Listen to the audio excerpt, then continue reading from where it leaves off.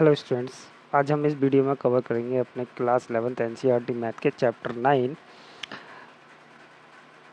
सरल रेखा straight line, उसकी exercise 9.1 के इंट्रोडक्शन को करेंगे और फिर देन अपनी एक्सरसाइज को सॉल्व करेंगे। तो इंट्रोडक्शन थोड़ा सा लंबा हो सकता है क्योंकि टॉपिक्स ज़्यादा हैं, तो बात करते हैं स्टार्टिंग से ही। तो सबसे पहला जो टॉपिक है हमारे पास में वो है आपका दो बिंदुओं के बीच की दूरी। आपने 10th क्लास में पढ़ा होगा पहला फॉर्मूला, दो बिंदुओं के बीच की दूरी। ये 10th क्लास में आपने पढ़ा क्या होता है, अंडर रूट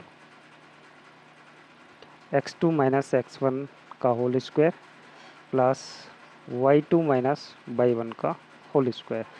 यही फॉर्मूला आपको देखना, थोड़ा सा 10th क्लास का रिवीजन चल रहा है यहाँ पे। और आपने एक पढ़ा था, दो बिंदुओं को मिलाने वाली रेखा किसी तीसरे बिंदु द्वारा M1 और M2 अनुपात में विभाजित होती थी वहाँ पे। तो वही ये वाला फॉर्मूला है कि दूसरा वाला, दो बिंदुओं को मिलाने वाली रेखा को कोई बिंदु, तीसरा बिंदु, ठीक है, M/N में विभाजित करता है। इसमें दो सूत्र थे, अंतःविभाजित और बाह्य विभाजित वाले, ठीक है। तो हम अंतःविभाजित वाले पे बात कर रहे हैं। क्या सूत्र पढ़े थे उस बिंदु के निर्देशांक निकालने के? आपने पढ़े थे mx2 plus nx1 upon m plus n। वहाँ पे m1 m2 था, यहाँ पे mn है, कोई प्रॉब्लम नहीं है। Same formula m/2 plus n/1 upon m plus n, ठीक है। ये हो गया। मध्य बिंदु के निर्देशांक निकालने का फॉर्मूला आपने पढ़ा था वहाँ पे, इसी का केस था वो, है ना, इसी का केस था। मध्य बिंदु के निर्देशांक कैसे निकालते थे, उसके लिए डायरेक्ट इसी में अनुपात किया जाता था, एक एक अनुपात हो जाता था, जिसकी वजह से m और n गायब हो जाते थे, अपॉन में 2 आ जाता था। तो यहाँ भी y2 प्लस y1 अपॉन 2 हो जाएगा। फिर एक नेक्स्ट टॉपिक था जो डिलीट हो गया था, त्रिभुज का क्षेत्रफल, लेकिन वो आपको यहाँ पे पढ़ना है। निर्देशांक की हेल्प से त्रिभुज का क्षेत्रफल, कितने निर्देशांक दे रखे होंगे आपके पास? तीन बिंदु निर्देशांक से त्रिभुज का क्षेत्रफल। ये सूत्र आपके लिए नया हो जाएगा इस बार, 1/2। याद करने का तरीका, x1 ब्रैकेट में 1 के बाद 2 आता है और 2 के बाद 3 आता है, प्लस x2 2 के बाद 3 आता है, माइनस में 1 आएगा, 3 के बाद 1 आता है, प्लस x3 3 के बाद 1 आता है और 1 के बाद 2 आता है। ये फॉर्मूला हो गया त्रिभुज के क्षेत्रफल निकालने का, अगर आपको तीनों शीर्ष के निर्देशांक दे रखे हों। मतलब इस बिंदु के निर्देशांक, इस बिंदु के, इस बिंदु के, तो आप ये वाला फॉर्मूला लगा कर उसका क्षेत्रफल निकाल सकते हैं, ठीक है।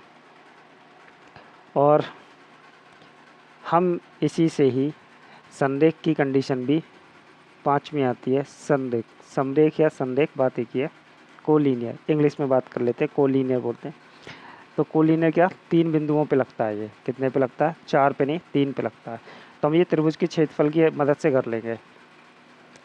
अगर 3 बिंदु एक ही लाइन में है तो त्रिभुज नहीं बनाएंगे, सही है। 3 बिंदु ए बी सी एक ही लाइन में है तो वो त्रिभुज नहीं बनाएंगे, इसलिए त्रिभुज का क्षेत्रफल क्या आएगा? 0 आएगा, ठीक है। और अगर त्रिभुज का क्षेत्रफल 0 नहीं आ रहा तो इसका मतलब है कि वहाँ पे कोई त्रिभुज है। इसका मतलब है कि तीसरा बिंदु आपका लाइन में नहीं है। कोई भी एक बिंदु उठा के कहीं भी लगा दीजिए, जैसे ये ए बी लगाया मैंने, सी यहाँ ऊपर लगा दिया, लाइन से हटा दिया, तो इसको मिलाएंगे तो ये त्रिभुज बन जाएगा। इसीलिए जब त्रिभुज के क्षेत्रफल की वैल्यू हम फाइंड करेंगे संरेख की कंडीशन में, तो यहाँ पे अगर त्रिभुज की क्षेत्रफल की वैल्यू आ जाती है तो उस केस में हम कह देंगे कि बिंदु संरेख नहीं है, क्योंकि त्रिभुज की वैल्यू आ गई तो उसका क्षेत्रफल आ गया, क्षेत्रफल आने का मतलब त्रिभुज बन रहा है। और अगर क्षेत्रफल 0 आ गया तो उस केस में तीनों बिंदु कहाँ हैं, एक ही लाइन पे हैं, तो संरेख वाली कंडीशन लगा देते हैं। ये था पुराना इंट्रोडक्शन। अब आते हैं नए इंट्रोडक्शन पे। जो नया इंट्रोडक्शन है उसको हम समझते हैं। पहला है रेखा की ढाल। रेखा की ढाल, ढाल मतलब उसका झुकाव, किधर को झुकी हुई है। सही है। ये आपका कार्तीय तल है। इस कार्तीय तल पे रेखा मान लेते हैं ऐसी है अभी के लिए, ठीक है, ऐसे जा रही है। तो इसका जो झुकाव है वो किधर से नापेंगे, जिधर से आप कोण बनाते हैं। ये एक्स अक्ष है और एक्स अक्ष की धन दिशा से, ठीक है, ये पॉजिटिव साइड है, पॉजिटिव साइड से, धन दिशा से, डायरेक्शन से, धन वाले क्षेत्र से नहीं। ये इस साइड को बढ़ता हुआ क्रम क्या है, ये धन दिशा है, बढ़ता हुआ। तो इस वाली लाइन से ही इधर से नापेंगे, ठीक है। एंटी क्लॉकवाइज कोण बनते हैं प्लस के, बताया था आपको एंटी क्लॉकवाइज कोण कैसे बनते हैं, प्लस के। तो प्लस का कोण नापना है, ये थीटा, ये झुकाव, इस झुकाव को ही हम कहते हैं रेखा का ढाल, ठीक है, रेखा का ढाल कहते हैं। इसको हम थीटा से दिखाते हैं, ठीक। ये झुकाव हो गया, ये कितने कोण पे झुकाव है, 90 डिग्री पे, वो सॉरी किसी भी कोण पे है, 90 डिग्री पे नहीं है। तो रेखा की ढाल को हम एम से शो कराते हैं, किससे शो कराते हैं, एम से शो कराते हैं। और ये होती है हमारी टेन थीटा के बराबर। टेन थीटा से भी दिखाते हैं और एम से भी दिखाते हैं। एम से आती है उसकी वैल्यू, थीटा लगा देंगे यहाँ पे, जैसे मान लीजिए 30 डिग्री है, 30 डिग्री यहाँ लगा दिए तो एम की वैल्यू आ जाएगी। तो एम बराबर टेन थीटा होता है रेखा की ढाल। क्लियर है ना, क्लियर है। तो जरूरी नहीं है रेखा ऐसी हो, रेखा आपकी ऐसी भी हो सकती है। तो ये जो ढाल आएगी ये 90 से ज़्यादा है, क्योंकि 90 कोण ऐसा बनना है यहाँ पे इतने में, और 90 से ज़्यादा है। रेखा का ढाल अगर 90 से ज़्यादा हुआ तो नेगेटिव आएगा, एम की वैल्यू नेगेटिव आएगी, और 90 से कम हुआ तो एम की वैल्यू पॉजिटिव आएगी। सीधी सी बात है। क्लियर है। अगर रेखा ऐसे मान लेते हैं बाई अक्ष के समांतर है तो ढाल कितनी हो गई, 90, मतलब थीटा का मान 90 हो गया, यहाँ 90 लगा देंगे, टेन 90, तो एम का मान कितना हो जाएगा यहाँ पे, एम बराबर हो जाएगा अनंत, मतलब 1/0। अगर रेखा एक्स अक्ष के समांतर चल रही है ऐसे, तो इसका ढाल कितना हो जाएगा 0, और टेन 0 का मान 0 होता है, तो इसलिए एम का मान कितना हो गया 0। एम बराबर 0 डिग्री नहीं, थीटा का मान आपको टेन में रखना होगा, और टेन की जो वैल्यू आएगी वही आपकी एम होगी, वही वो क्या कहोगे आप उसे, रेखा की ढाल कहोगे। क्लियर है, समझ गए होगे। चलते हैं आगे। अगला इसी के अंदर का टॉपिक है, नेक्स्ट टॉपिक है दो बिंदुओं की मदद से रेखा की ढाल ज्ञात करना। दो बिंदुओं की मदद से रेखा की ढाल, दो बिंदुओं से रेखा की ढाल। तो ये जो ढाल निकाली थी वो हमने कोण से निकाली थी, थीटा से। थीटा दिया हो तो ऐसे निकाल लेंगे ढाल एम। और अगर आपके पास बिंदु दे रखे हों, बिंदु दो दे रखे होंगे, x1/1 और x2/2 दे रखा होगा, तो ढाल एम कैसे निकालेंगे, उसके लिए फॉर्मूला यूज करेंगे y2 - y1 upon x2 - x1, ठीक है। तो जब दो बिंदु दे रखे होंगे तो इस वाले फॉर्मूले को यूज करके हम उसकी वैल्यू निकाल लेंगे एम की। लेकिन थीटा दे रखा होगा तो हम टेन थीटा लगा के उसकी ढाल को ज्ञात कर सकते हैं। सही है, दोनों ही केस में बिल्कुल यही काम करेगा, चाहे आपका ये पॉजिटिव बनना हो चाहे आपका नेगेटिव बनना हो। अब बात करते हैं जब दो रेखाएं समांतर हों और लंबवत हों। तो जब दो रेखाएं समांतर और लंबवत हों मतलब दोनों अलग अलग केस है। ये कार्तीय तल है, इसमें दो लाइंस जा रही हैं ऐसे, ये जा रही हैं दोनों, ये दोनों समांतर हो गई। लंबवत का मतलब है कार्तीय तल में कोई एक रेखा ऐसे जा रही है और उस पर एक रेखा ऐसे 90 डिग्री के कोण पे है, ठीक है, लंबवत है। तो जब दो रेखाएं, ये L1 रेखा मान लो, ये L2 मान लो, ठीक है, ये L1 मान लो और ये वाली L2 मान लो। जब दो रेखाएं समांतर होती हैं तो ध्यान से देखिए, अगर हम इसको आगे बढ़ा दें, थोड़ा आगे बढ़ा दें, तो जितना ये कोण होगा उतना ही ये कोण होगा। तो हम कह सकते हैं कि जब दो रेखाएं समांतर होती हैं, समांतर के केस में उनकी दोनों की ढालें, इसकी m1 ढाल मान लो, L1 रेखा है तो इसलिए m2 मान लो, तो m1 की ढाल और m2 ढाल दोनों क्या होंगी, बराबर होती हैं।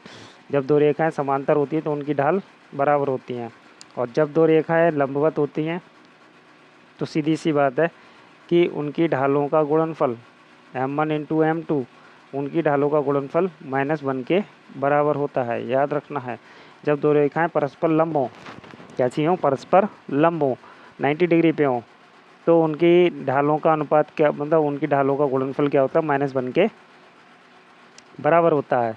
जैसे कि हम एक क्वेश्चन करके देखें इस पे, जैसे कि ढाल वाला करें, पहले हम वाला कर लेते हैं। इन्होंने बोला है कि धन x अक्ष से 60 डिग्री का कोण बनाती है कोई रेखा है, उसकी ढाल बतानी है। रेखा धन x अक्ष से 60 डिग्री का कोण बनाती है, तो ढाल बतानी है। तो ढाल कितनी हो जाएगी, m बराबर tan थीटा। थीटा कितना लगा देंगे, 60 डिग्री, और 60 का मान कितना होता है, √3 होता है। तो m की वैल्यू कितनी हो गई, √3 हो गई। बिंदु वाले में बिंदु केस लगा देंगे। क्लियर है, चलते हैं आगे। नेक्स्ट टॉपिक है कि दो रेखाओं के बीच का कोण, दो रेखाओं के बीच का कोण। तो बीच का कोण कैसे निकालते हैं, दो रेखाओं के बीच का कोण, मतलब काटती तल पे रेखाएं ऐसे ऐसे जा रही हैं, उन दोनों रेखाओं के बीच का कोण एक तो ये हो गया, ठीक है, और दूसरा हो गया ये वाला, ठीक है। तो ये और ये वाला आमने सामने वाले तो बराबर होते हैं, तो इसलिए ये होगा, एक ये होगा, दो ही कोण हो सकते हैं। तो कोई सा भी कोण निकाल लीजिए, कोई परेशानी नहीं है। दो रेखाओं के बीच का कोण निकालने के लिए हमारे पास एक ही सूत्र है, उसको यूज करेंगे, चाहे इसकी बात हो चाहे इसकी बात हो, कोई दिक्कत नहीं है, आपका आता वही है।